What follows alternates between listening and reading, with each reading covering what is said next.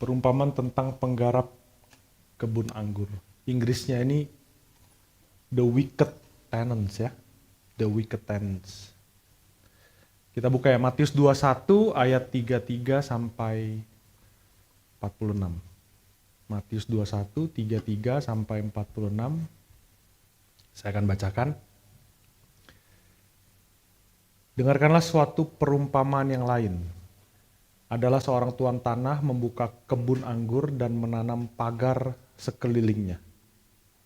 Ia menggali lubang tempat memeras anggur dan mendirikan menara jaga di dalam kebun itu. Kemudian ia menyewakan kebun itu kepada penggarap-penggarap lalu berangkat ke negeri lain.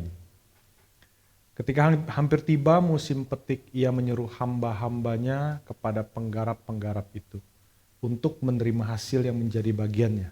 Tetapi penggarap-penggarap itu menangkap hamba-hambanya itu. Mereka memukul yang seorang, membunuh yang lain, dan melempari yang lain pula dengan batu. Kemudian Tuhan itu menyuruh pula hamba-hamba yang lain lebih banyak daripada yang semula, tetapi mereka pun diperlakukan sama seperti kawan-kawan mereka. Akhirnya ia menyuruh anaknya kepada mereka, katanya, "Anakku akan mereka segani." Tetapi ketika penggarap-penggarap itu melihat anaknya itu, mereka berkata kepada seorang kepada yang lain, "Ia adalah ahli waris. Mari kita bunuh dia supaya warisannya menjadi milik kita." Mereka menangkapnya dan melemparkannya keluar kebun anggur itu lalu membunuhnya. Maka apabila tuan kebun anggur itu datang, apakah yang akan dilakukannya dengan penggarap-penggarap itu? Kata mereka kepadanya, ia akan membinasakan orang-orang jahat itu dan kebun anggurnya akan disewakannya kepada penggarap-penggarap lain yang akan menyerahkan hasilnya kepadanya pada waktunya. Kata Yesus kepada mereka, "Belum pernahkah kamu baca dalam kitab suci, batu yang dibuang oleh tukang-tukang bangunan telah menjadi batu penjuru? Hal itu terjadi dari pihak Tuhan, suatu perbuatan ajaib di mata kita. Sebab itu aku berkata kepadamu bahwa kerajaan Allah akan diambil daripadamu dan akan diberikan kepada suatu bangsa yang akan menghasilkan buah kerajaan itu. Dan barang siapa jatuh ke atas batu itu, ia akan hancur, dan barang siapa ditimpa batu itu, ia akan remuk." Ketika imam-imam kepala dan orang-orang Farisi mendengar perumpamaan-perumpamaan Yesus, mereka mengerti bahwa merekalah yang dimaksudkannya. Dan mereka berusaha untuk menangkap dia, tetapi mereka takut kepada orang banyak karena orang banyak itu menganggap dia nabi. Sekali lagi kita tundukkan kepala, kita berdoa. Tuhan, berbicaralah kepada kami lewat pemberitaan firman di mimbar ini.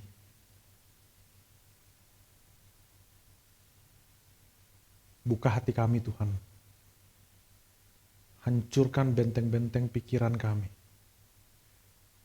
Hancurkan kekerasan hati kami dan lembutkan kami. Terobos pikiran kami. Roh Kudus berkuasalah di tempat ini. Dan bila ada roh-roh yang mengganggu jalannya pemberitaan firman, kami patahkan, kami hancurkan di dalam nama Tuhan Yesus Kristus. Darah-Mu menyucikan dan melindungi tempat ini. Pakai multimedia, pakai semua alat-alat.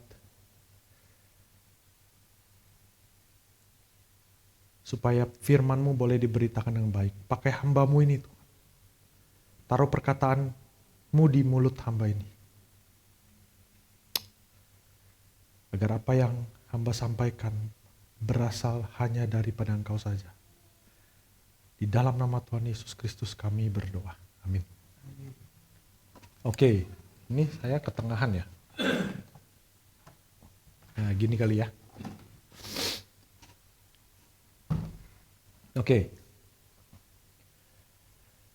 Hari ini adalah perumpamaan kedua dari 3 perumpamaan yang ditujukan kepada orang Farisi.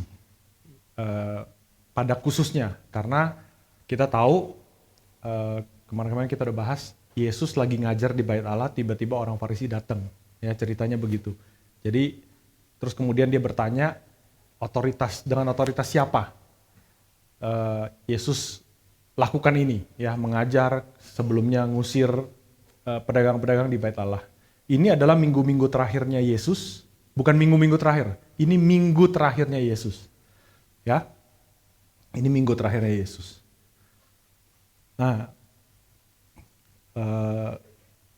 khotbah sebelumnya ya, eksposisi sebelumnya kita sudah bahas tentang perumpamaan dua orang anak. Nah, saya mau highlight sedikit ya. Ini ada satu pola ya. Anak pertama itu meminta ketika bapaknya meminta dia kerja di ladang, dia bilang mau, tapi akhirnya nggak lakukan. Anak yang kedua bilang nggak mau, tapi kemudian menyesal dan kemudian pergi ke ladang untuk kerja. Nah, kemudian nih pola Yesus begini. Yesus bertanya kepada orang Farisi, siapa yang melakukan kehendak Bapa? Orang Farisinya bilang yang kedua. Basically mereka tahu dan mereka bisa jawab.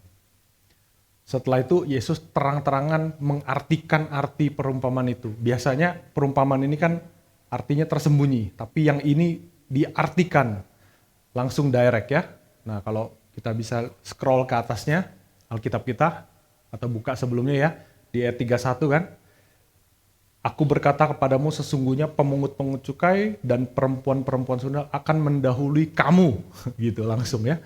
Kamu ke dalam kerajaan Allah. Nah, kemudian itu kayak direct hit Yesus ya. Yesus sudah nggak sembunyi-sembunyi lagi, dia langsung kamu ya, mendahului kamu.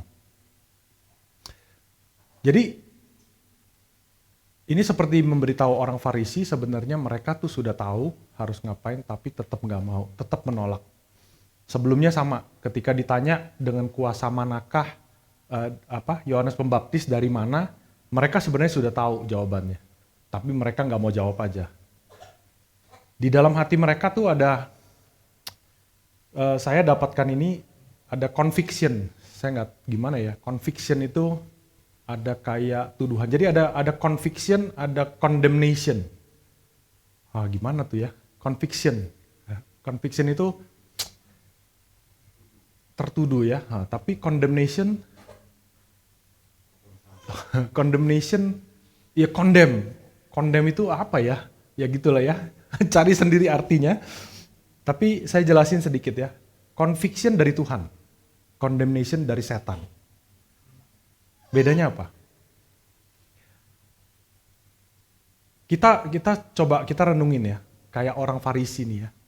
Ketika Yesus bertanya tentang Yohanes Pembaptis. Orang Farisi itu sebenarnya tahu di dalam hatinya. Ngerti ya? Dia punya conviction di dalam hatinya.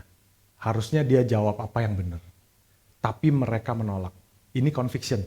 Ya, sama ketika dua orang anak, si orang Farisi juga tahu sebenarnya yang benar apa. Oke? Dan ketika ditegur sama Yesus seperti itu conviction kena. Nah, kita seringkali gitu. Ingin melakukan hal yang benar. Ketika kita tahu ada satu suara, ada satu perasaan. Aduh, iya harusnya begitu. Harusnya kita lakukan itu.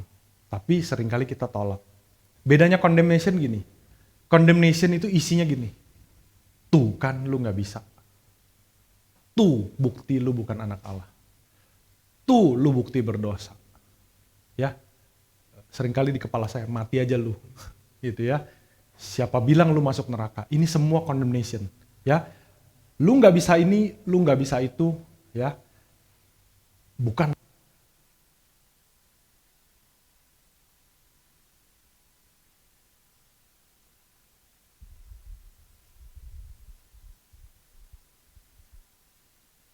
Baterainya kelap-kelip memang.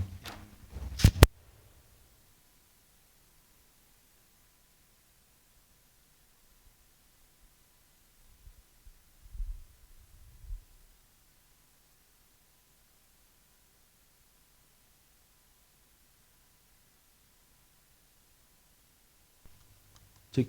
Oke, thank you. Nah, jadi condemnation tadi ya. Bukan saatnya yang tepat. Bukan sekarang. Jangan sekarang. Ya. Siapa yang suruh lu ikut-ikutan? Ya. Nah, kejebakan lu, rasain lu. Itu semua suara-suara setan. Boleh kecilin sedikit gak ya? Oke. Ya, lu pasti gagal, lu nggak bisa. Sampai kemana? Sampai ketika kita berdosa. Udah. Lu udah jatuh kan? Hari ini puas-puasin. Puas-puasin, masih ada besok bisa bertobat. Puas-puasin hari ini. Itu condemnation. Condemnation itu selalu menarik kita. Nah ini satu hal yang saya rasa penting ya. Kalian harus tahu. Condemnation itu narik kita turun. Narik kita ke bawah. Tetapi conviction itu beda. Conviction itu narik kita ke atas. Ya. Sama nggak enaknya, rasanya di hati saya gini. Ada suara, woi, salah nih, nggak gini, salah nih. Nah itu bisa lihat bedanya ya, conviction, kamu nggak bisa gini terus, ini buruk di mata Tuhan, ya, ayo berubah. Mulai kapan? Kapan lagi kalau nggak sekarang? Mulai sekarang, gitu, ya. Nah ini conviction. Jadi conviction itu ada harapan, ada ke arah lebih baik, mau berubah gitu. Saya rasa ini kalian bisa tahu ya. Nah cuman ketika kita dengar conviction ini dan kita tolak terus, itu kayak kita bangun tembok, abis itu satu lapis suara masih kedengeran. Ya, kita tolak lagi, kita bangun tembok lagi 2 lapis, 3 lapis, 4 lapis. Sampai akhirnya nggak denger. Di titik mana kita sudah nggak denger? Di titik kita bilang kepada diri kita, saya orang Kristen, saya baik-baik saja. I'm a good person, I'm a good Christian. Kemudian, nothing I should change. Nggak ada lagi yang saya harus rubah. Ini beda bukan, waduh berarti orang Kristen harusnya salah terus, rendah terus, enggak ya. Orang Kristen itu punya satu hidup yang puas, tapi enggak pernah berhenti sampai situ. Kehidupan Kristen adalah kehidupan yang bergumul. Bergumul apa? Bergumul kepada panggilan Tuhan. Tuhan maunya itu. Kita kayak mau lebih baik lagi, lebih baik lagi, lebih baik lagi. Ya,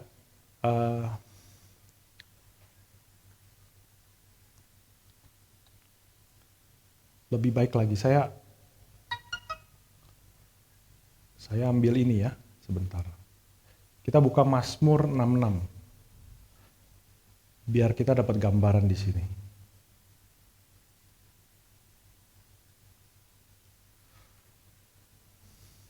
Mazmur 66. Mazmur 66.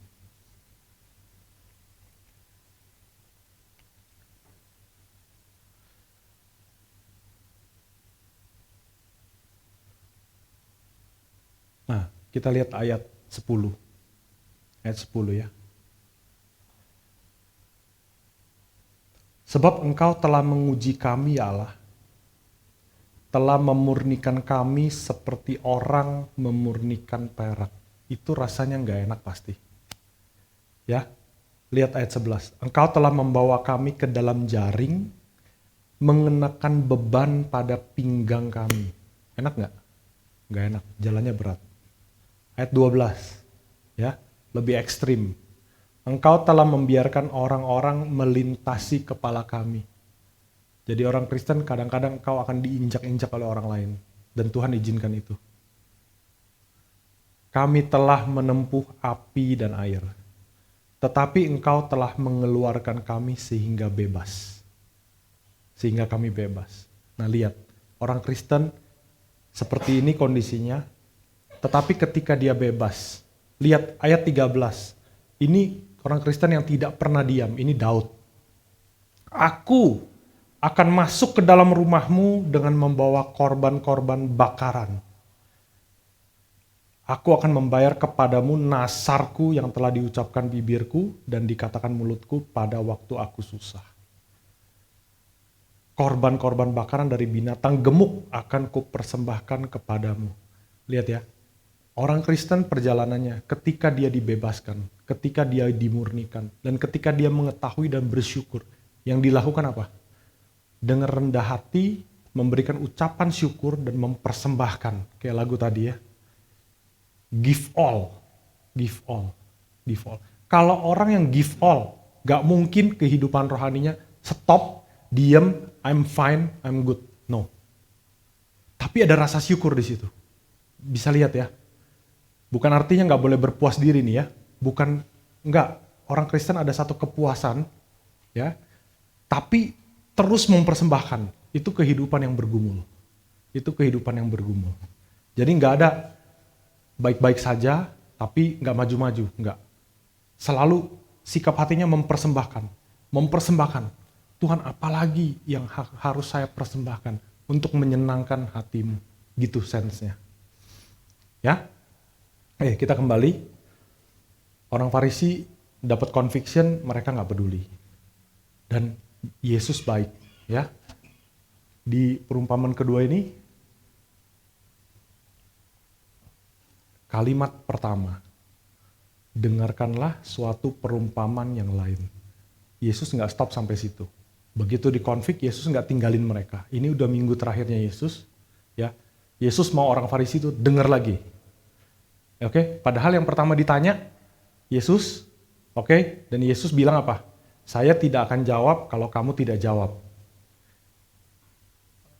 Terus kemudian orang Farisi itu jawab nggak? Nggak jawab. Orang Farisi jawabnya nggak tahu. Harusnya Yesus sudah boleh tinggalin mereka. Ya, tapi Tuhan Yesus jawab dengan perumpamaan, dan ini perumpamaan kedua. Satu nggak cukup, dikasih dua, nanti dikasih ketiga. Ya, mungkin bulan depan kita bahas. Yang ketiga, dengarkanlah perumpamaan yang lain. Oke. Adalah seorang tuan tanah membuka kebun anggur dan menanam pagar di sekelilingnya. Ia menggali lubang tempat memeras anggur, mendirikan menara jaga di dalam kebun itu, kemudian ia menyewakan kebun itu kepada penggarap-penggarap, lalu berangkat ke negeri lain. Jadi Tuhan set up satu kebun anggur komplit dengan semua fasilitas, ya. Saya ada gambar di sini. Ya, kebun anggur ada pagernya, ya. Bisa lihat kebun anggurnya ada anggur itu harus nempel sama batang. Ada satu tiang, ya, dia harus melambat ke sana. Semua dibikinin, ya. Termasuk menggali lubang, ya. Nanam pagar supaya dilindungi, nggak ada binatang buas atau binatang yang masuk dan ngerusak tamannya, kebunnya. Kemudian menggali tempat untuk menginjak pengirikan ya. Setelah semua fasilitas selesai, dia pergi, dia sewain dulu. Saya punya kebun anggur, you mau kerja nggak? Kalau you mau kerja, nanti bagi hasil. Tapi bayar sewa juga. Jadi ada bayar sewa, plus mereka sewa, kemungkinan besar dibayarnya, saya nggak dapat detail soal ini ya, tapi kemungkinan besar bayarnya pas musim panen, maka musim panen itu biaya sewa kebunnya dibayar, plus si pemilik dapat persentase dari hasil. Dan ini sangat lazim. Ya, ini kayak zaman kita sekarang investasi properti, beli properti disewain, kurang lebih gitu. Kalau dulu enggak, orang Israel tanahnya sudah dibagi-bagi dan nggak boleh disewain kan. Ya, pemiliknya. Jadi yang boleh adalah tanah dia bangun, bikin kebun anggur, kemudian ada pekerja boleh sewa. Ya. Nah, jadi ini yang sangat-sangat lazim, habis itu si pemilik bisa pergi. Mungkin pergi berdagang ke luar kota, ke negeri lain, ya dia ada urusan, bisa juga jalan-jalan mungkin, atau ngurusin investasi yang lain, saya nggak tahu ya. Tapi ini sangat lazim. Nah, saya mumpung lagi bahas ini, saya banyak dapetin referensi ya soal tempat pengirikan anggur. Dan saya pikir ini adalah satu effort dari si pemilik anggur ya untuk bangun satu tempat yang seperti ini ya. Ini penuh dengan arsitektur dan mekanis yang harus diperhitungkan sebenarnya. Ya. Ini adalah tempat pengirikan anggur. Ya, dari anggur nanti saya ada detailnya. Nah, kurang lebih sedalam ini. Ya, masuk orang. Ya, kebayang anggurnya. Ini tempat ceritanya tangki nanti setelah diinjak-injak anggur itu akan masuk ke sini dan kurang lebih tempatnya penampungannya segitu gede tuh. Berapa kubik itu ya? 2 kubik kali ya. 2-3 kubik ya. Ini ada penjelasan sedikit ya. Ini ancient wine press, ya, open air system. Nah ini the juice ya, cairannya akan dimasukin ke channel nih, kita lihat ya. Nah, the yeast from the skin, ragi dari kulit anggur itu akan fermentasi ya. Ya akan jadi fermentasi pas diinjak-injak nih. Nah, ketika diinjak-injak, ini ada saringan tuh. Di tengah-tengah itu ada saringan. Saringannya bisa dari dari tumbuh-tumbuhan ya, yang dipres. Pokoknya dia saring, kulitnya nggak boleh masuk. Keluar ke tangki 2. Nah, kalau tangkinya 1 udah penuh, dia akan buka yang 1 lagi, itu ada plugnya. Oke? Nah, di tangki ini fermentasinya perlu beberapa hari. Jadi fermentasi itu di dalam proses ada bubbling. Bluk, bluk, bluk, bluk. Sampai bubble-nya stop berarti wine-nya udah jadi. Ya. Begitu stop, now when wine was ready to be taken out. Jadi dituang. Nah, ini adalah dari batu kapur ya. Limestone bedrock ya. Nah, ini tempat penyimpanannya, ada yang pakai tanah liat, ada yang pakai kulit. Ini wine skin ya, seperti Yesus ada ini. Nah, ini kurang lebih 1 lagi. Ternyata di Israel banyak macam. Saya liatin ya, mereka harus pegangan kalau nggak jatuh kan, supaya mereka kuat tuh. Ada juga pegangan seperti itu. Ya, ini buat penjelasan aja. Ini 1 lagi, tipe pengirikan. Ini ada batu kilangan. Nah, ini ngirik anggur itu masuk nanti. Ya, yang ini diputer nanti tengah-tengahnya dikasih balok, itu diputer dia. Jadi di blender grape-nya ya. Nanti keluar turun. Ini beberapa fakta aja ya. Referensi sejarah. Nah, jadi si pemilik anggur set up sampai beres, tinggal kerja. Bener-bener nothing to invest. Nggak ada yang bangun apa-apa, si pekerja tinggal datang mengerjakan anggurnya. Ya, mengerjakan anggurnya. Kemudian ayat 34. Ketika hampir tiba musim petik,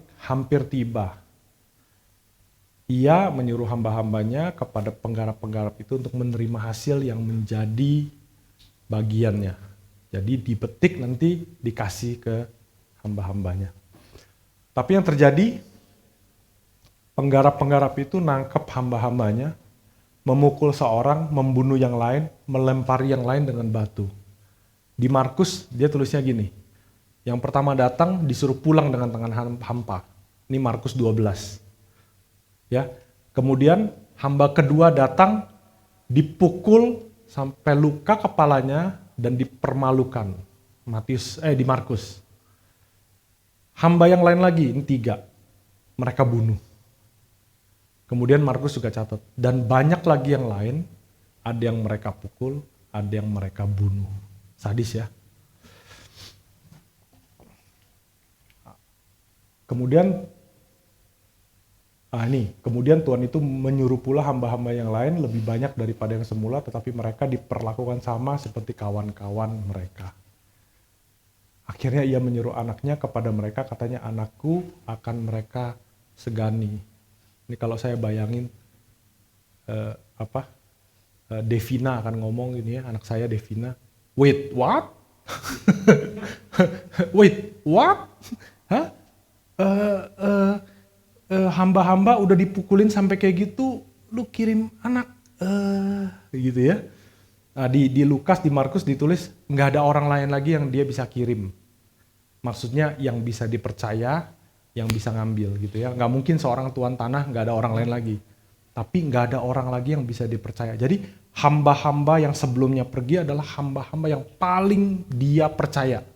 Nggak kabur ya, nanti minta hasil terus hamba-hambanya kabur. Enggak ya, ini hamba-hamba kunci yang sangat dia percaya. Berarti kalau sangat dia percaya, dulu zaman Israel kita lihat hubungan Abraham sama Eliezer itu benar-benar percaya sekali sama hambanya. Ya, hambanya udah punya akses ke hartanya kemana-mana, itu hamba yang paling dipercaya. Dan hamba yang dia paling percaya itu dibunuh, dipermalukan, suruh pulang gitu ya. Nggak ada lagi, wah kayaknya harus kirim anak. Akhirnya anaknya pergi, ya kita tahu ceritanya ya. Apa? Mereka berkata kepada seorang yang lain, ia adalah ahli waris. Terus, mari kita bunuh saja supaya warisannya menjadi milik kita. Jadi, dari pertama memang si penggarap-penggarap sudah tidak punya niat baik. Terutama setelah mereka kerja keras. Jadi, anggur itu perlu sekitar 3-4 tahun untuk dipanen. Jadi selama 3-4 tahun itu pekerja itu ya kerja keras. Kayak tadi digambar ya, atau lihat di background nih, foto ini. Di backgroundnya ya kerja keras, sampai kayak gitu.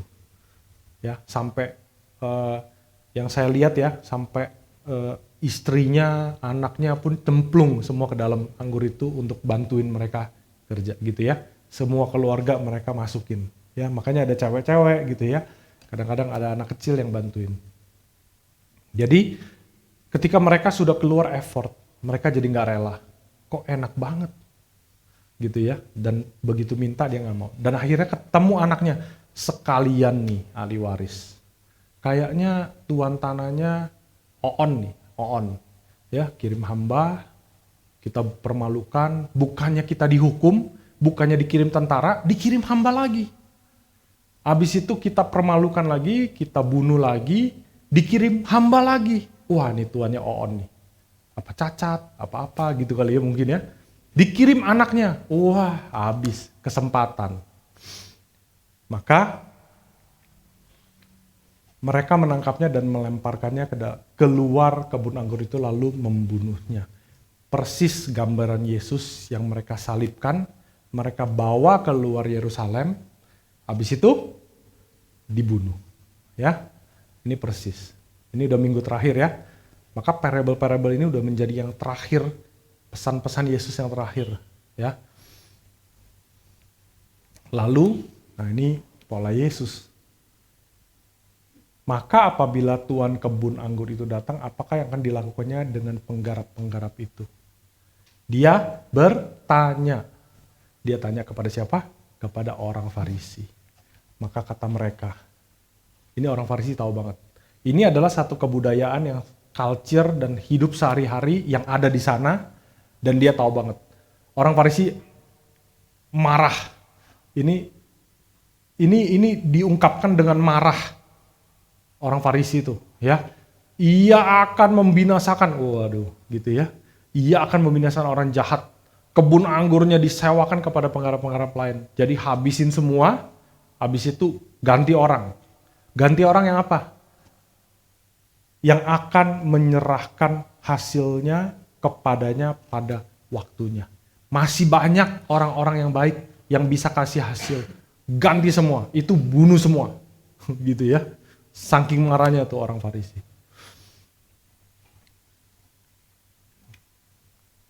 Kata Yesus, ini direct lagi, langsung. Ya, setelah itu langsung diexhort. Kata Yesus kepada mereka, belum pernahkah kamu baca dalam kitab suci, batu yang dibuang oleh tukang-tukang bangunan telah menjadi batu penjuru. Hal itu terjadi dari pihak Tuhan, suatu perbuatan ajaib di mata kita. Dia kasih analogi, tetapi ayat 43-nya dijawab, sebab itu, aku berkata kepadamu, kerajaan Allah akan diambil daripada engkau, kamu orang Farisi. Dan akan diberikan kepada suatu bangsa yang akan menghasilkan buah kerajaan itu. Langsung ngerti buat siapa? Langsung ngerti. Ini Yesus sudah terang-terangan. Nah, kita bahas sedikit soal karakter-karakter yang ada di perumpamaan tadi. Tuhan, kita tahu ya, Bapa. Ya, karena ngutus anaknya, betul nggak? Anaknya pekerja karena ditujukan spesifik kepada ahli Taurat dan orang Farisi. Tapi perumpamaan ini diceritakan di tengah banyak orang ya, sehingga banyak orang itu juga mengerti. Kayak kita nih sekarang dengar perumpamaan ini, kita juga harusnya ngerti. Ya, kita bisa menggambarkan. Hamba nabi-nabi, ya, nabi-nabi yang sebelumnya datang, yang di perjanjian lama dibunuh, ya. Nah, anak Yesus, kebun anggur itu apa? Kebun anggur itu bangsa Israel. Saya ajak kita buka Yesaya 5. Yesaya 5. Perumpamaan kebun anggur itu, kebun anggur diambil dari Yesaya 5 ini. Ya, dan Yesaya 5 orang-orang Farisi tahu semua. Ahli-ahli Taurat tahu semua. Ya. Yesaya 5 ya. Saya bacain singkat aja ya. Aku hendak menyanyikan nyanyian tentang kekasihku. Nyanyian kekasihku tentang kebun anggurnya. Kekasihku itu mempunyai kebun anggur di lereng bukit yang subur.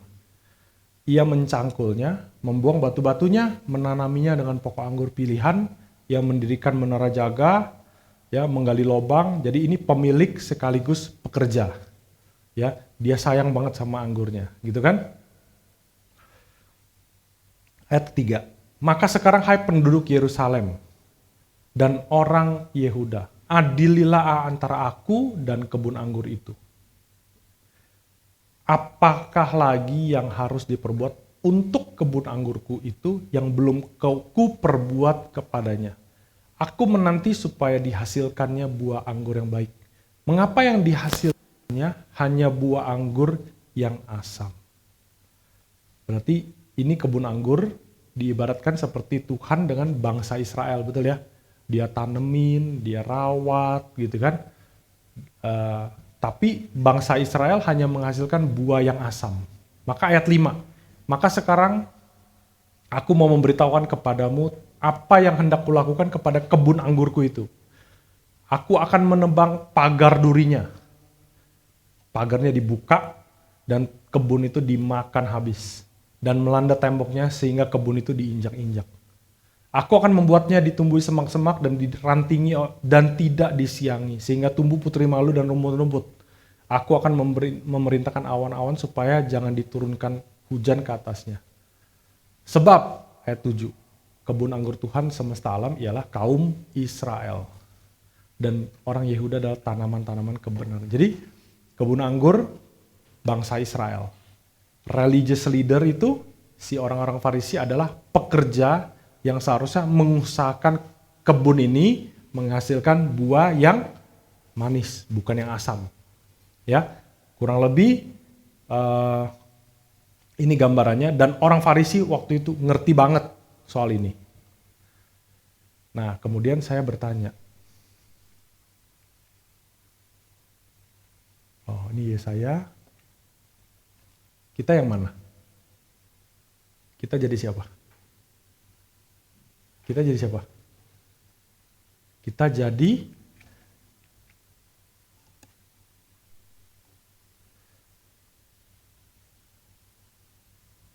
kebun anggur tadinya orang Israel.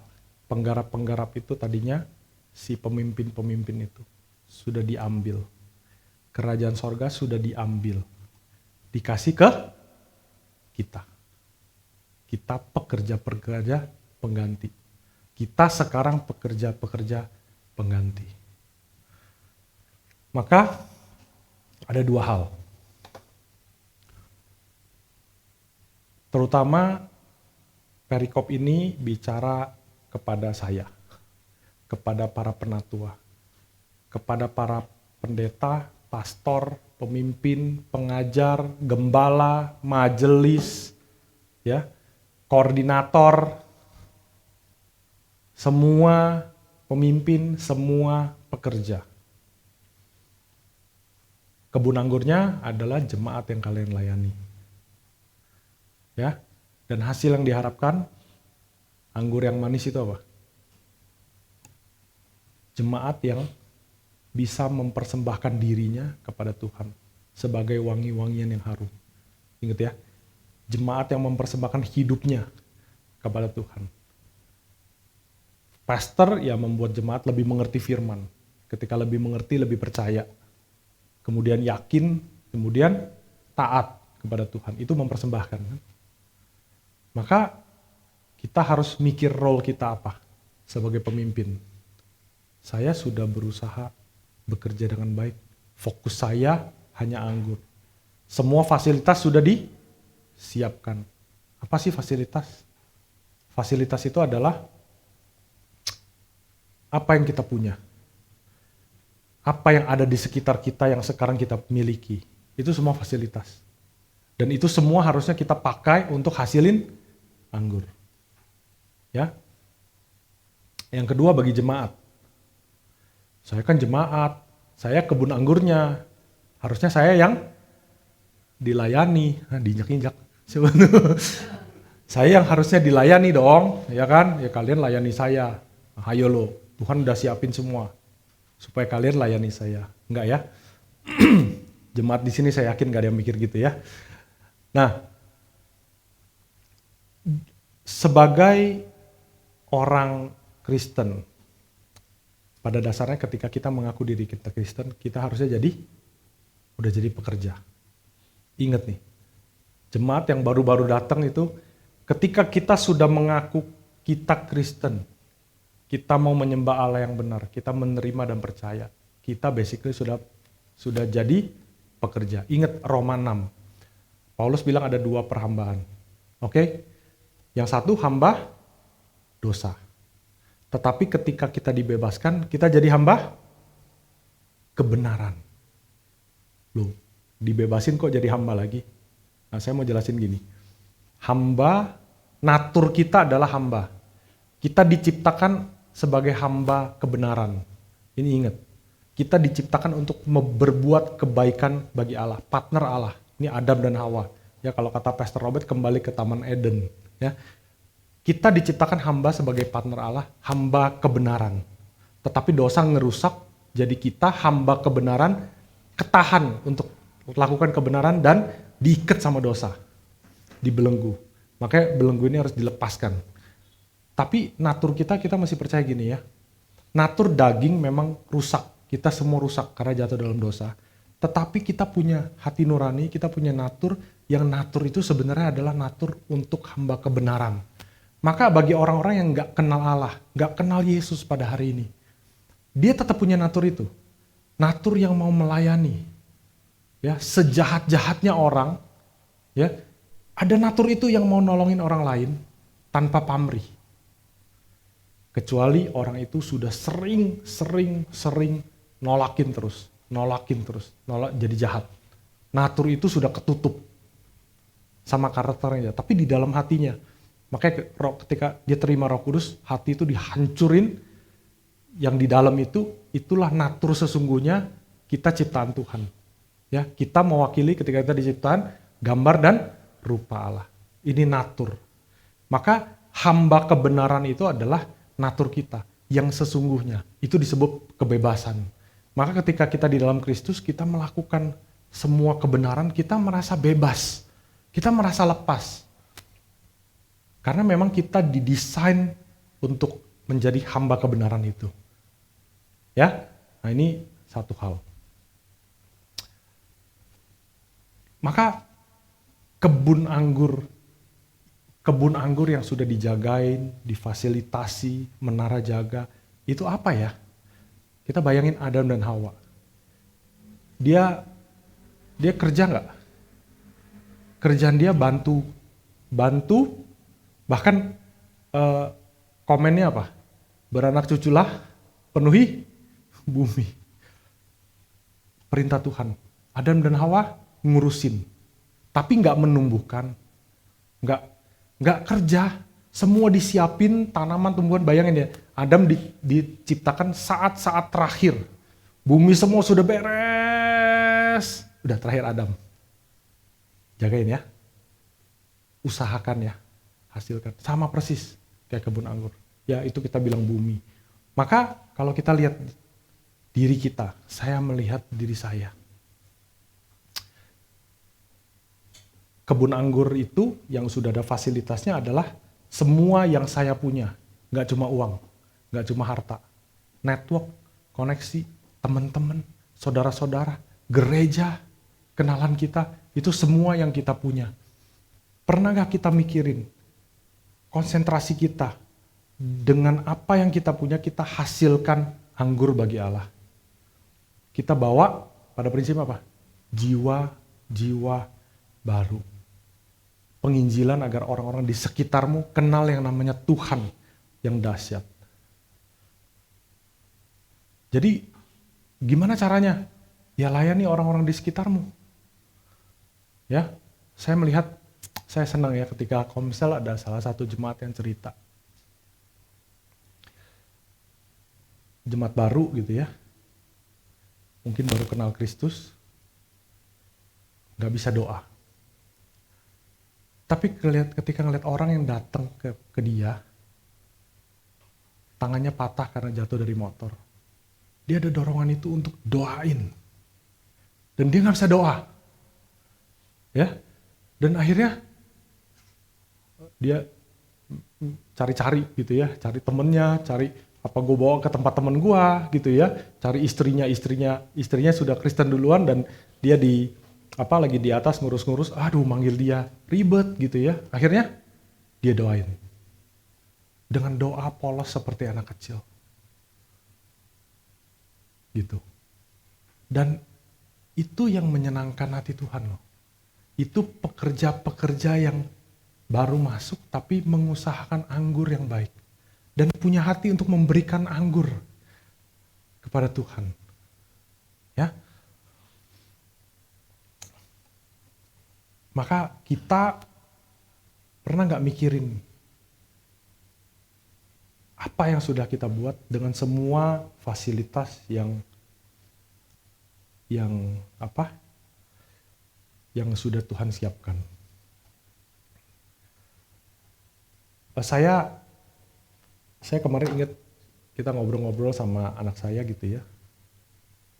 Tahu nggak sih, ketika kalian lahir, waktu itu ada pertanyaan dari Vero atau Vina tentang kok ada orang yang mengalami hidrosefalus, ya kepalanya ada air, gitu ya. Nah saya kemudian cerita, yang saya doakan ketika Vero dan Devina lahir, yang saya doakan sebelum lahir, Tuhan jangan cacat.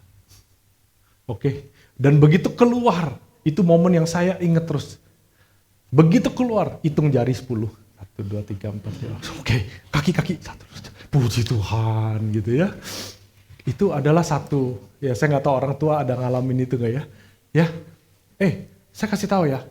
Tidak ada sedikit pun hal yang kita bisa lakukan terkait anak itu cacat atau enggak. Setuju ya? Enggak ada. Semua benar-benar bergantung sama kemurahan Tuhan. Kalau anak itu bisa keluar sempurna, perfect sesuai maunya kita ya. Itu Tuhan. Ketika Tuhan kasih bayi yang buat kita nggak sesuai dengan maunya kita, cacat dan segala macam, itu juga kemurahan Tuhan. Kita harus bisa lihat itu. Itu juga karena gini, tidak ada satu hal pun yang kita bisa lakukan untuk rubah bayi yang cacat jadi nggak cacat. Bayi yang nggak cacat jadi cacat, nggak ada. Itu benar-benar Tuhan. Maka saya kasih tahu, apa adanya itu bayi lahir ke dunia, semua fasilitas sudah dibangun di sekitar bayi itu, kebun anggurnya sudah diberesin semua sampai masa depan dia. Ingat ya, itu penyertaan Tuhan bagi kita. Maka kalau saya lihat dari kecil sampai hari ini saya bisa ngomong begini, bisa ada di sini dipakai Tuhan gitu ya. Nggak ada usaha saya. Tanpa penyertaan Tuhan, tanpa izin Tuhan nggak ada. Semua karena Dia. Saya lanjut. Maaf. Oke. Saya lanjut. Kata Yesus kepada mereka. Nah ini saya terusin, tadi kita udah sampai 43, saya kembali ya. Karena ini ada satu hal yang menurut saya penting juga. Kata Yesus kepada mereka, belum pernahkah Kamu baca dalam kitab suci, batu yang dibuang tukang-tukang bangunan menjadi batu penjuru. Nah, apa sih batu penjuru? Seringkali kita nggak ngerti, karena zaman ini nggak ada lagi batu penjuru. Kita nggak bangun rumah pakai batu penjuru, nggak. Ya, kalau ada peresmian kita suka apa? Peletakan batu pertama, gitu ya. Nah, kalau zaman dulu adalah peletakan batu penjuru. Dan itu penting, bukan cuma simbolik. Ya, cornerstone. Ini cornerstone. Ya, mana lagi? Ini cornerstone. Batu yang benar-benar di pojok. Dan batu ini, karena bangunan biasanya kotak gitu ya, maka batu ini menjadi penumpu berat, jadi pondasi. Saya dapat definisi dari arsitek ya. Arsitek, ada Indonesianya ya, sebentar. Sehubungan dengan arsitektur, batu penjuru secara tradisional merupakan batu pertama yang diletakkan untuk sebuah struktur. Di mana pentingnya batu itu adalah batu yang lain akan ngikutin dari batu penjuru itu. Batu penjuru menandai lokasi secara geografis dengan mengarahkan sebuah bangunan ke arah yang spesifik. Jadi bangunannya mau hadap apa, penjurunya harus, batu penjurunya harus ditaruh sedemikian rupa supaya bangunan itu benar-benar hadapnya, arahnya benar. Ya, maka cornerstone atau batu penjuru telah ada selama ribuan tahun dalam beberapa bentuk. Ya, ada yang bentuknya siku, ada yang bentuknya macam-macam. Ya, cornerstone. Nah, ini cornerstone. Ini salah satu bangunan, lupa saya, rumah siapa gitu. Pokoknya di Italia ya, daerah Italia. Ini batu penjurunya, lihat ya. Kelihatan banget bahwa dia adalah struktur. Dan kalau itu dicabut, roboh tuh. Ya. Nah, ini cornerstone ini sekarang jadi ornamen. Ornamen, ada banyak gereja-gereja di Eropa, ya, di Amerika tuh dikasih ini batu penjuru. Ya, sebagai simbol. Tapi dulu enggak. Bener-bener kalau kita lihat definisinya, secara spesifik, saya relate ini kepada Kristus ya. Ketika kita menjadikan Kristus sebagai batu penjuru yang menentukan arah daripada bangunan rohani kita, maka arahnya pasti tepat. Karena dia ditaruh, kita tinggal ngikut. Dan arahnya pasti tepat, gitu ceritanya. Karena spesifik sekali arahnya. Ya, saya membayangkan berapa derajat, apa segala macam, nggak boleh salah. Salah satu kecil di pojok, satu bangunan miring sampai detailnya, ngerti ya? Maka dia harus benar-benar tepat dan spesifik. Dan ketika itu sudah ditanam, maka pekerja lain tinggal ikut. Pokoknya nggak mau tahu, ikut itu. Standarnya itu, ikut itu. Bisa relate ya? Kurang lebih begitu. Ya, maka batu penjuru yang tadinya berharga, ini Yesus menganalogikan dibuang. Nah, kemudian ayat 4-4-nya. Dan barang siapa jatuh ke atas batu itu, ia akan hancur. Barang siapa ditimpa batu itu, ia akan remuk. Maksudnya apa sih? Bahasa Indonesia emang agak kurang ini ya. Saya pakai KJV sama Amplified ya. Whosoever shall fall on this stone shall be broken. Broken itu patah, tulang patah namanya broken. Oke? But on whomsoever it shall fall, it will grind him to powder. Ketika batu penjuru ini kita jatuh ke atas batu penjuru, kita patah, kita broken, remuk. Oke? Tetapi kalau batu penjuru ini dilempar ke sini, ini KJV bilang jadi bubuk. Ya, AMP itu broken to pieces, masih pieces. Tetapi kalau kepada siapa batu itu dijatuhkan, itu akan crush.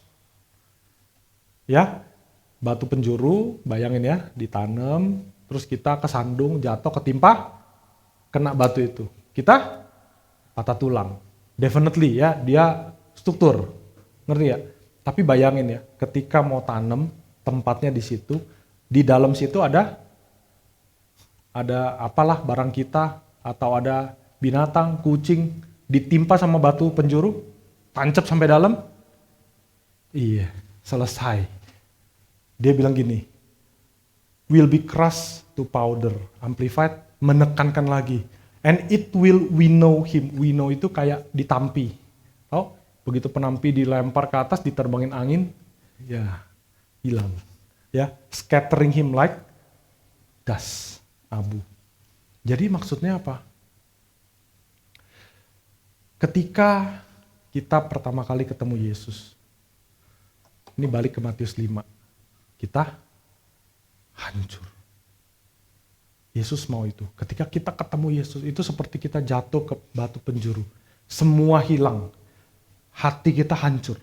Pride kita hancur. Kesombongan kita hancur. Keakuan kita hancur berkeping-keping. Dan kita cuma bisa lihat, kita gak layak. Kita gak layak. Siapa kita? Kayak pemungut cukai yang datang ke bait Allah memukul-mukul diri. Siapa saya Tuhan? Hancur. Tetapi kemudian Tuhan mengangkat kita yang lemah itu,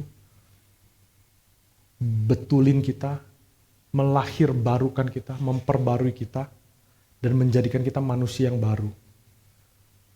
Tetapi sebaliknya, orang-orang yang gak mau, bahkan membuang Yesus dalam hidupnya, menolak Yesus dalam hidupnya, satu saat nanti akan datang penghakiman.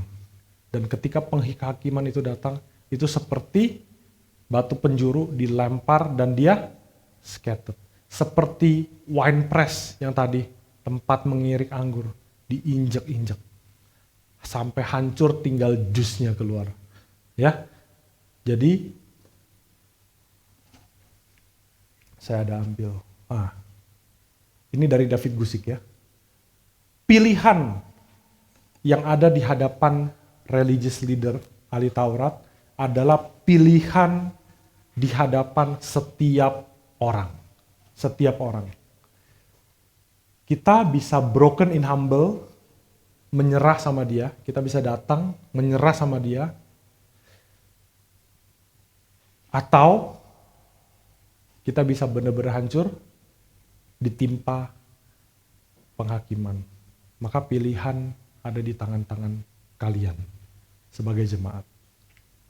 David Guzik ya. Oh, sudah habis ya? Oke, ya ketinggalan ya. Ada ayat 45 dan 46 ya. Ketika imam-imam kepala dan orang-orang Farisi mendengar perumpamaan Yesus, mereka mengerti bahwa mereka lah yang dimaksudkannya.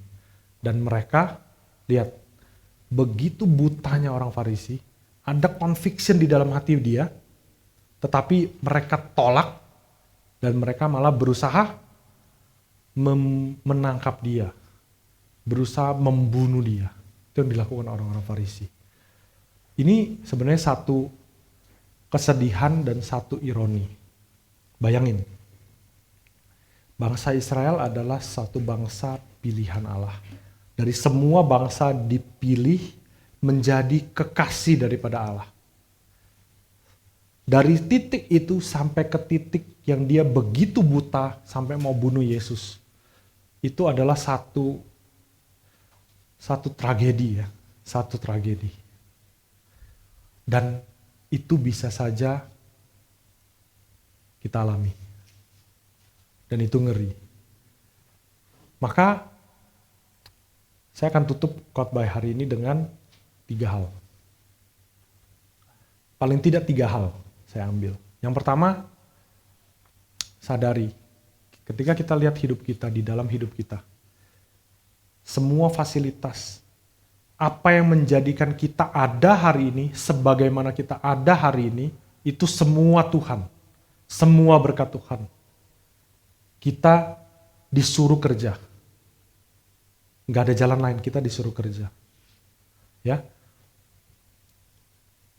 Jadi, itu adalah satu berkat Tuhan dan kita tidak boleh lupa bahwa yang punya adalah Tuhan. Maka kita harus honor God. Tadi lagu tadi ya, honor God. I honor you, Tuhan.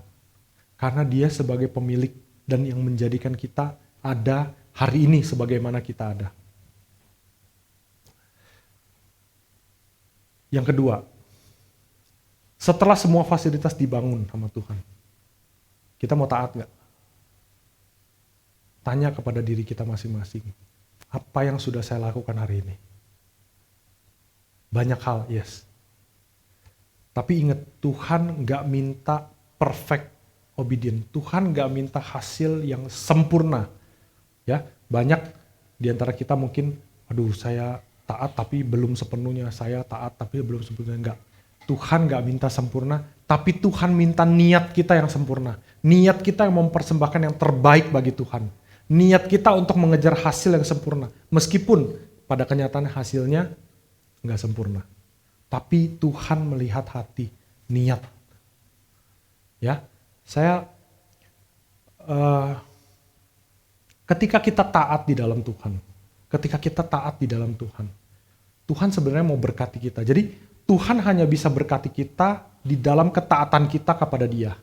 Ketika kita masuk kepada Kristus, maka Tuhan akan berkati. Ketika kita ikuti batu penjuru itu, maka bangunan itu akan diberkati Tuhan berlimpah-limpah. Tetapi seringkali ya karena kita terikat dosa, natur kita suka keluar dari kasih Tuhan. Keluar dari ketaatan Tuhan. Dan Tuhan selalu berusaha tarik masuk. Ketika masuk kita diberkati.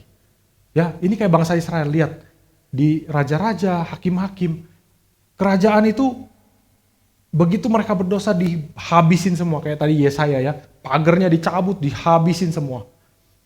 Tetapi ketika kita taat, ketika bangsa Israel itu taat, maka Tuhan berlimpah-limpah. Apa yang dikerjakannya berhasil, bayangin ya.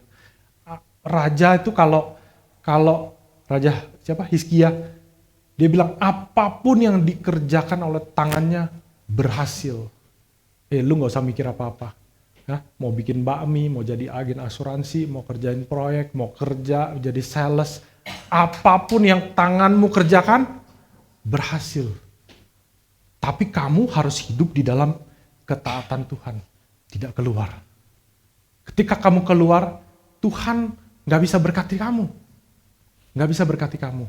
Harus ada di dalam ketaatan, di dalam firman. Makanya di dalam Kristus, di dalam Yesus. Yesus adalah hukum. Yes, kita harus jadi tubuh. Itu baru bisa. Dan ketika kita keluar, termasuk saya, Tuhan akan pakai orang-orang untuk ingetin kita.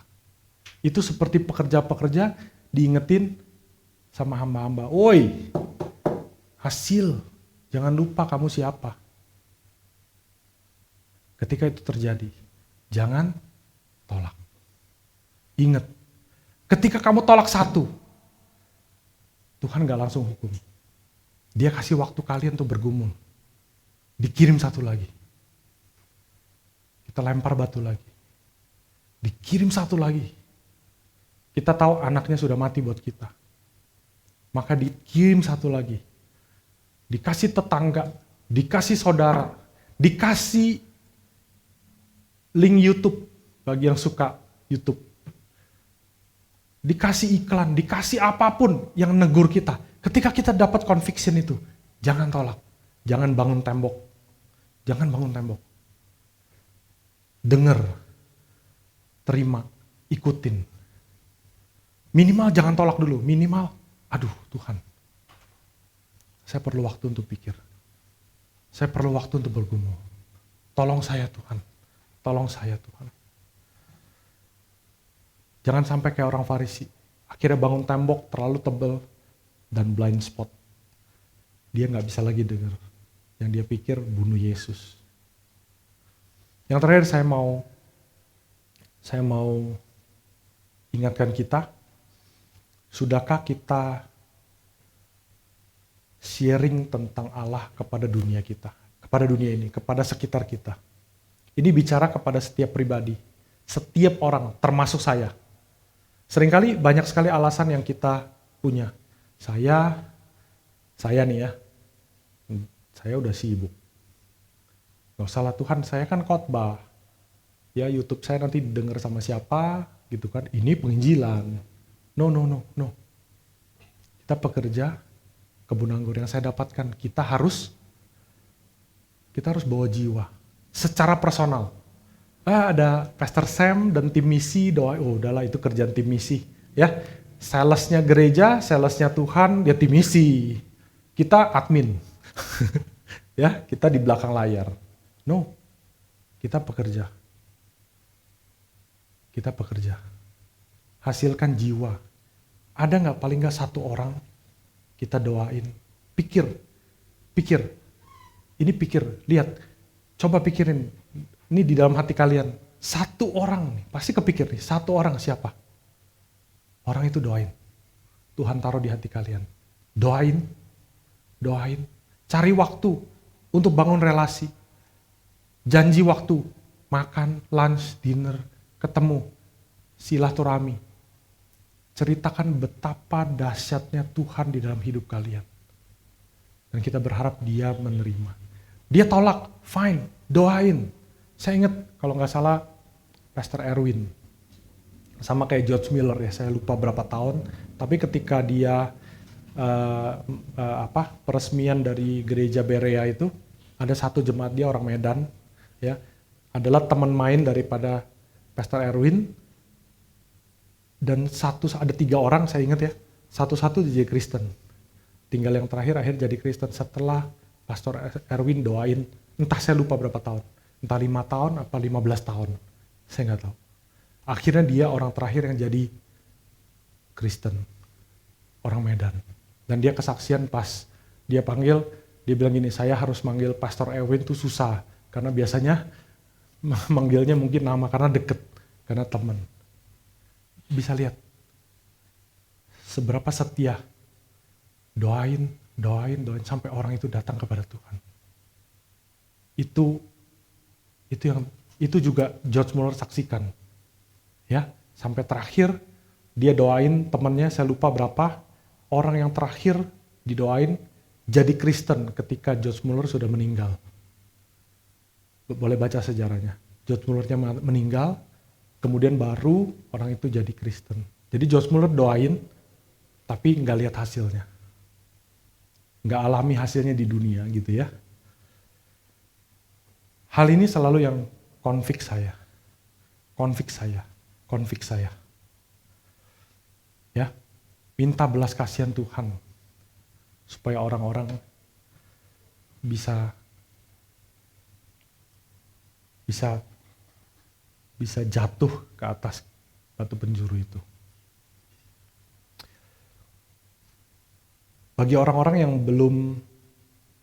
hari ini belum menerima Tuhan di dalam hidupmu, yang mendengar khotbah ini, belum menjadikan dia batu penjuru daripada hidupmu. Ketika engkau mendengar khotbah hari ini adalah conviction bagi kalian. Dengarkan, jangan ditolak. Karena ketika kalian menolak terus, akan ada penghakiman di masa depan nanti. Akan ada penghakiman. Tuhan gak mau penghakiman itu dijatuhkan kepada kalian. Terima Tuhan, hidup di dalam ketaatan, dan Tuhan akan berkati engkau dengan begitu limpah. Kita berdoa. Tuhan, terima kasih untuk pemberitaan firman-Mu pada hari ini. Biarlah Roh Kudus yang bekerja di dalam setiap hati kami, mengkonflik kami.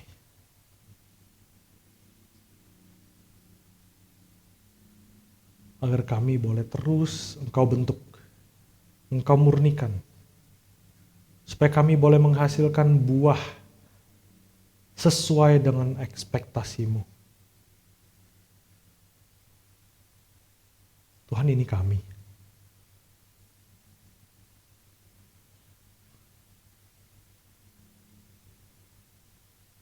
Engkau yang buat seturut dengan kehendak-Mu. Ajar kami untuk mempersembahkan diri kami. Karena itu yang akan Kau kerjakan. Engkau yang akan proses sehingga menjadi kemuliaan bagi Engkau, menjadi wangi-wangian yang harum. Dan kami boleh Engkau pakai untuk menjadi perpanjangan tangan-Mu untuk memperluas, memperlebar kerajaan Allah. Jangan ambil kerajaan-Mu dari kami, Tuhan. Bagi orang-orang yang keras hatinya, tolong kirim hamba-hamba-Mu lagi. Kirim lagi Tuhan, kirim lagi. Pakai kami untuk menjadi hamba-hamba-Mu, untuk menegur, untuk mengkonflik, untuk mengajak orang-orang yang belum mengenal-Mu. Kami boleh menghasilkan anggur-anggur yang baik. Pakai jemaat ini Tuhan. Pakai kami semua. Di dalam nama Tuhan Yesus kami berdoa. Amin.